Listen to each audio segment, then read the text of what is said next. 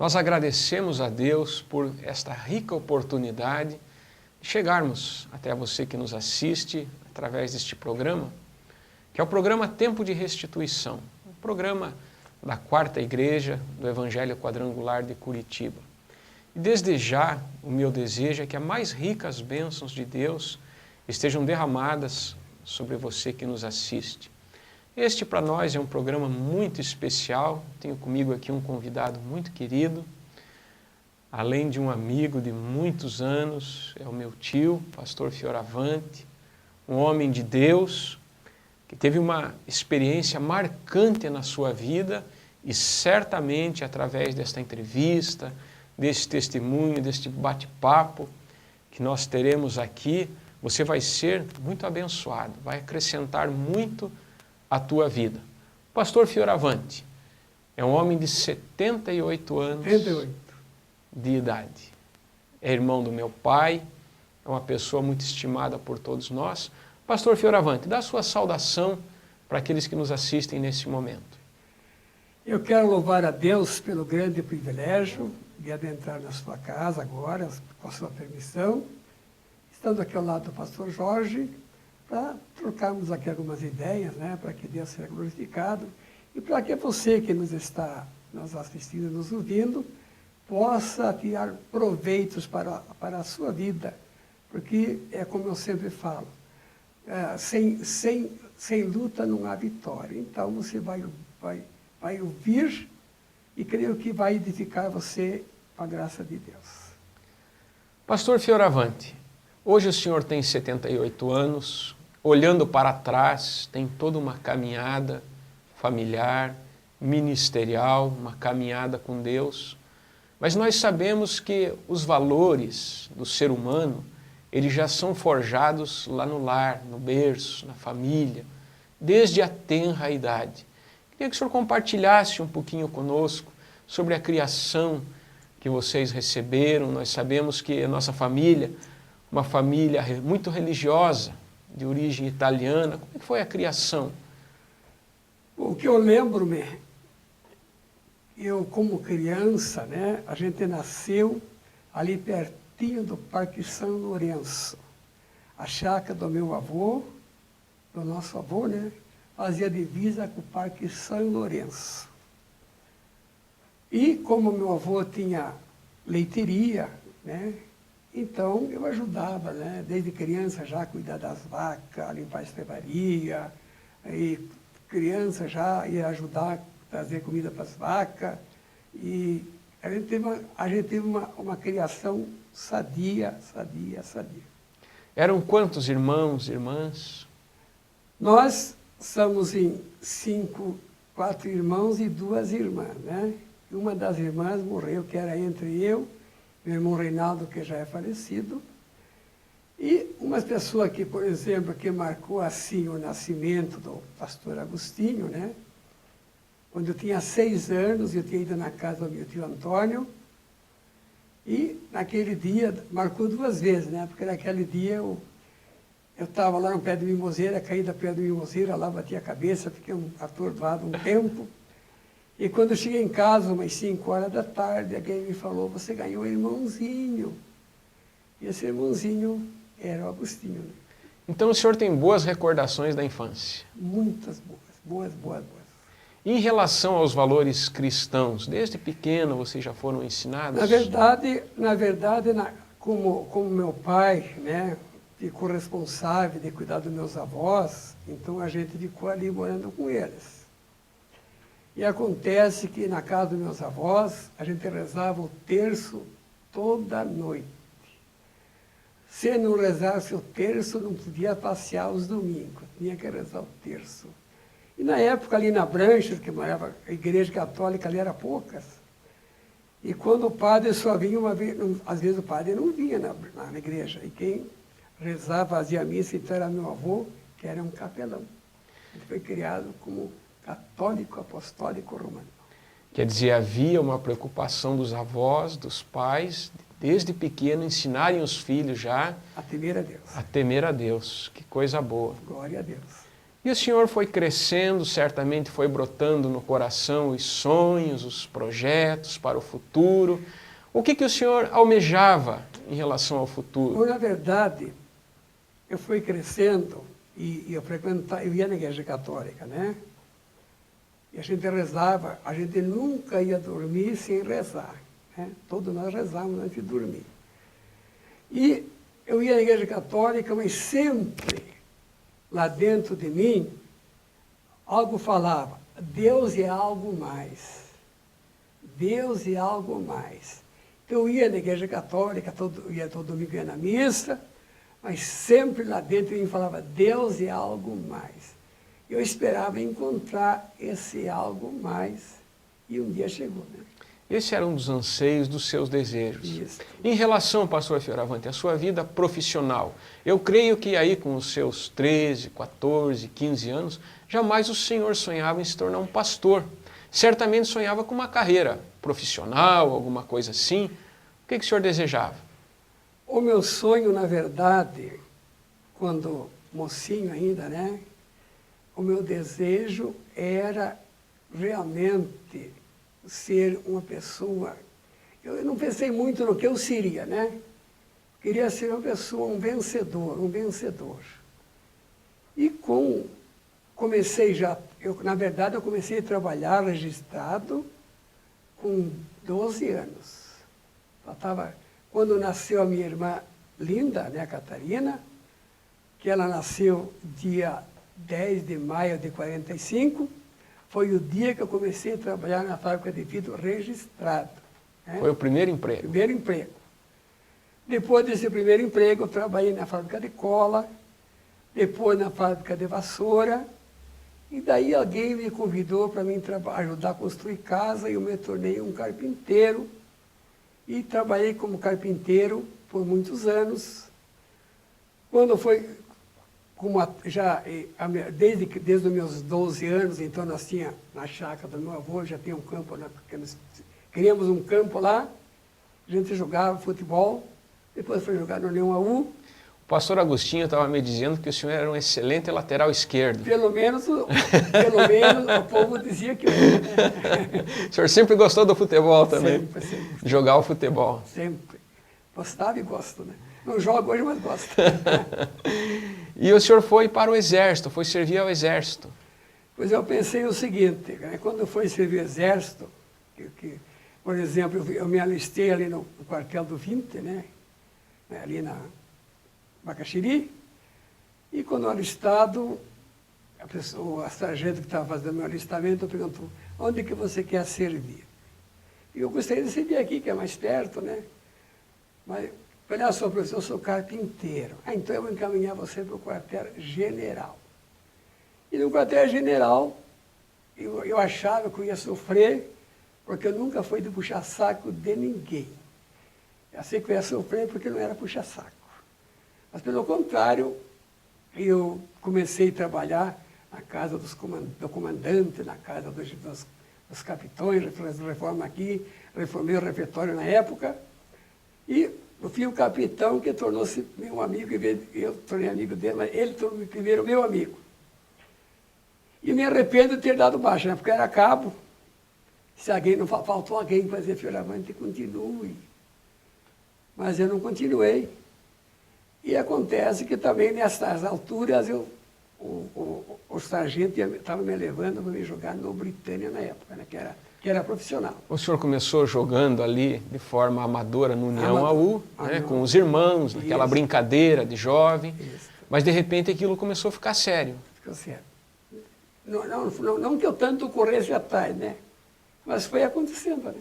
E de repente estava surgindo a oportunidade para o senhor de repente se tornar até um jogador profissional. Estava para acontecer. Que é o sonho de tantos meninos nos dias de hoje, né? Estava para acontecer. Que olham aí os nossos craques e têm este sonho no coração. Agora, pastor, uma coisa interessante, o senhor servindo ao exército, jogando futebol, um atleta, certamente era uma pessoa de muita saúde, não é verdade? Muita saúde, muita saúde. Bem criado, disposição. E de repente, o que aconteceu? Você sabe que eu soube depois que a doença que eu sofri ela já se incorpora na gente há 7 anos antes de se manifestar, por causa da ancianita, né? E acontece que, por exemplo, quando eu estava no quartel, eu já sentia umas manchas nas pernas, no corpo. Eu via que ficava amortecido, mas não me preocupei. Muito bem. Dei baixa, continuei jogando futebol. E, de repente, a minha perna ficou bastante inchada, bastante vermelha. E a minha madrinha, né, que me bateu na igreja católica, me levou no médico. E o médico não falou para mim, falou para ela que eu estava com esse mal cancerista, né? Daí ela não me contou, o filho dela que me contou. Ela disse, não, Bela, eu não acredito. Aí o médico enganou-se, né? Mas, dali a uns meses se manifestou outra vez. Daí eu fui sozinho ao médico. Daí o médico falou assim, Fioravante, pode trazer aqui, vim aqui daqui 3 dias, traga a sua roupa, a sua mala, que você vai lá para o isolamento lá em Piraquara, porque você está com cinísia realmente, e traga a sua roupa tal dia. Então, pastor Fioravante, o senhor, servindo ao exército, um atleta, jogando futebol, de repente o médico chega para o senhor e lhe dá esse diagnóstico. Qual foi o sentimento, o que passou na sua mente, no seu coração, naquele momento, naquele primeiro instante? Naquele momento, para mim, adentro de mim, o mundo acabou. Porque eu sabia da gravidade do mal que estava em mim. Para mim, o mundo, na verdade, naquele momento, lá dentro de mim, acabou. Mas como eu estava vivo, né, fisicamente, lá dentro eu estava morto, mas fisicamente eu estava vivo. Aí então, eu fui na casa da minha madrinha, que me bateu da igreja católica, falei para ela, que o médico havia falado, para mim levar roupa tal dia. Em casa, o senhor compartilhou isso com os pais? Claro, a primeira coisa que eu fiz, que eu cheguei em casa, foi contar para meu pai e para minha mãe. E a reação deles? Meu pai e minha mãe ficaram totalmente arrasados, né? Mas me deram uma força, né? Mas, Fioravante, vamos confiar em Deus, vamos rezar, conforme a gente era católico, apostólico romano, e vamos aguardar em Deus. Então, meu pai me carregou na garupa muitas vezes, porque eu não conseguia andar. Sim, meu pai foi uma coisa especial na minha vida. Ok. E aí o médico lhe pede, então, para pegar uma mala de roupas. Mas eu daí fiz o seguinte, para a minha madrinha... Para ir para um isolamento. Isso. Esse era o pedido dele. Me deu um rosário, me deu um livro de reza. Mas você vai lá, filha, vai rezar, mas eu não aceitei aquilo ainda, né? Daí eu digo, eu vou falar com o médico de volta, se é possível fazer o tratamento sem ir para o isolamento. Daí o médico, voltei ao médico, ele falou, olha, você conseguiu um lugar para morar sozinho e eu vou mandar ver se você está morando nesse lugar sozinho. Eu arrumei um lugar perto da minha casa, é uma pessoa que eu já... Sozinho porque havia a questão do contágio. Para evitar contágio, né? Uhum. Eu morava sozinho. Era perto da casa do pai e da mãe, eles levavam comida para mim e meu pai ia buscar o remédio para mim todo mês. Eu fiquei naquela casa no isolamento. Por quanto tempo o senhor ficou nessa situação? Naquela casa eu fiquei uns 8 meses. Depois eu mesmo resolvi, fui para casa sem consultar médico, sem nada, fui para a minha própria casa. Não aguentou mais aquela situação? Não aguentei aquele isolamento. E nesse período o senhor buscou recursos, buscou outras maneiras para ser curado, sair daquela situação? Tudo o que você possa imaginar. Promessas, rezas, vela, curandor, benzedor, espiritismo, tudo onde que dizia que existia algo que era bom, lá estava o Fioravante. E num desses lugares o senhor recebeu a cura ou recebeu um alívio? Pelo contrário, não recebi nada, nada, nada. Depois de quase 2 anos nessa batalha, eu propor no coração, agora eu vou me fechar aqui em casa, não vou sair mais de casa, não vou procurar mais nada, porque para mim não tem mais saída. Quer dizer, o senhor chegou numa situação, Eu não vi mais saída, porque... como se diz, num beco sem saída. Era coberto de chagas. Essas chagas cicatrizavam e eu repetia a segunda vez. O meu corpo era uma chaga.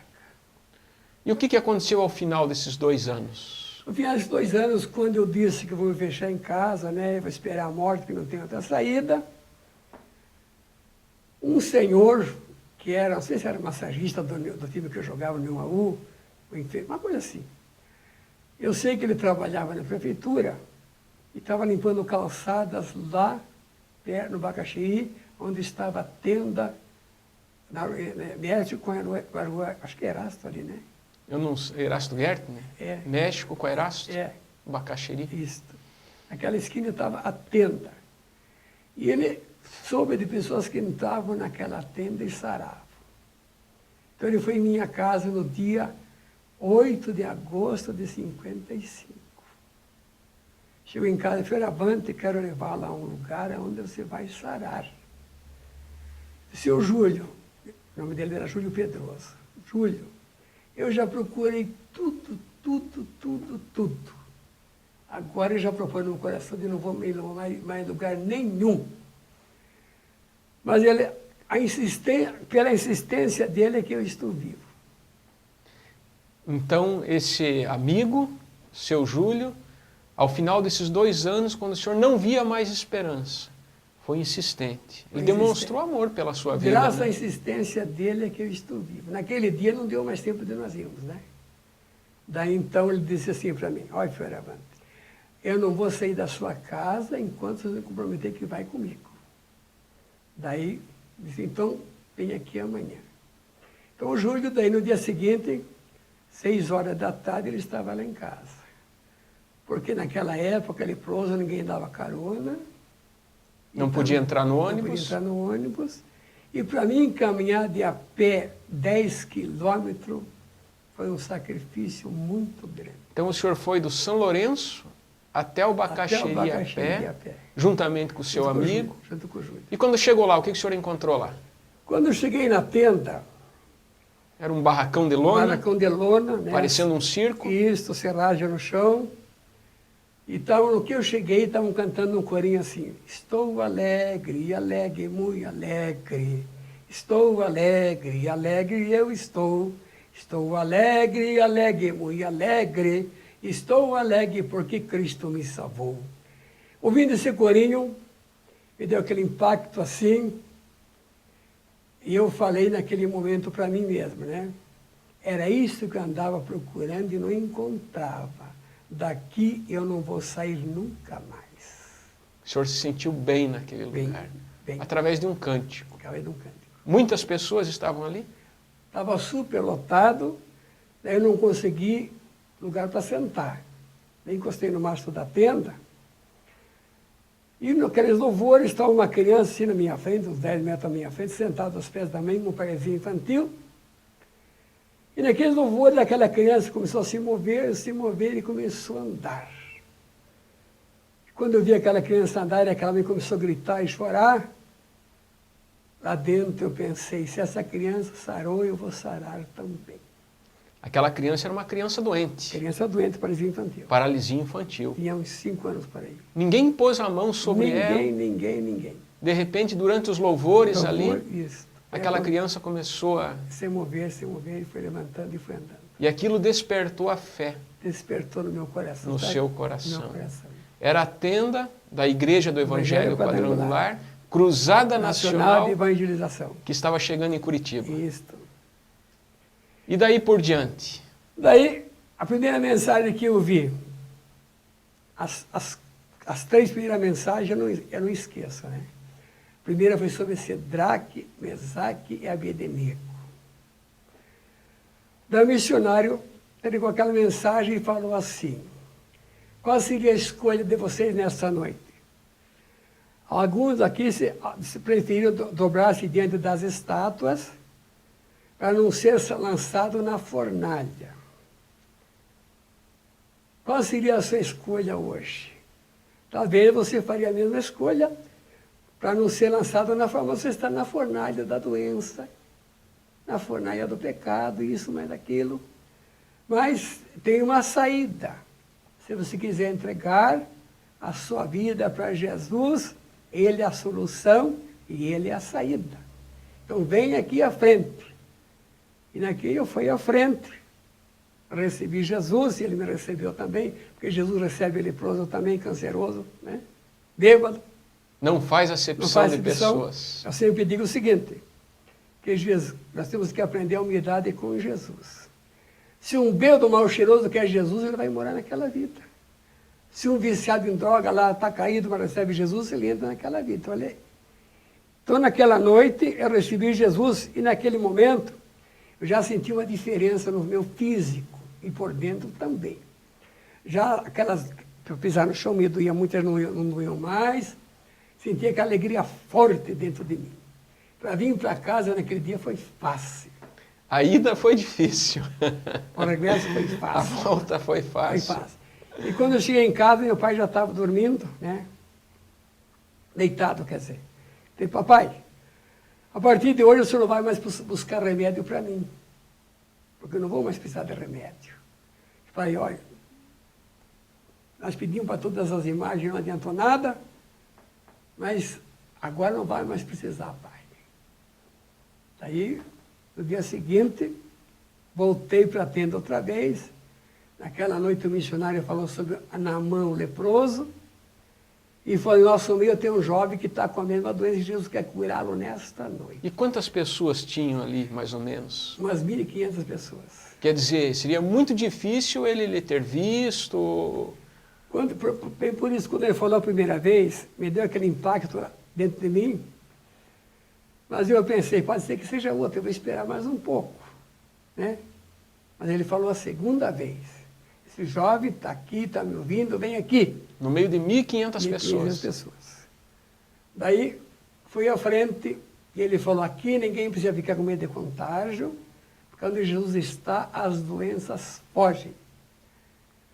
E me deu um beijo na testa e colocou as mãos assim em mim e falou, lepra, saia desse jovem em nome de Jesus, amém.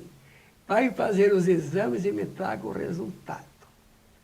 Naquela semana seguinte, eu voltei ao médico, primeiro exame deu negativo, nem o médico acreditou, vamos repetir o segundo. E graças a Deus, remendado, mas inteiro estou aqui. Né?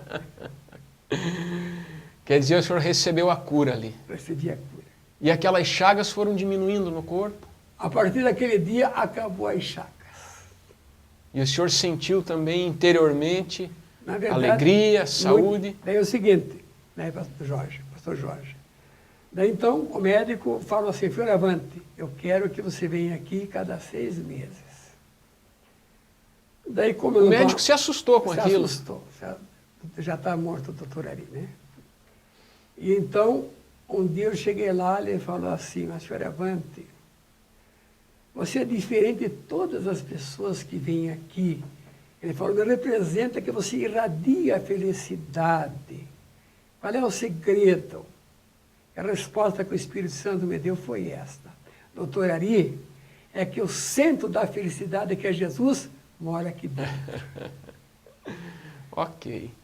Mas de repente, pastor Fioravante, tem muitas pessoas que estão nos assistindo e dizem, mas poxa, este homem foi curado, mas ele tem as mãos contraídas aí, e o senhor estava, alguns dias atrás, até me falando sobre essa experiência. O senhor pode explicar para a gente isso?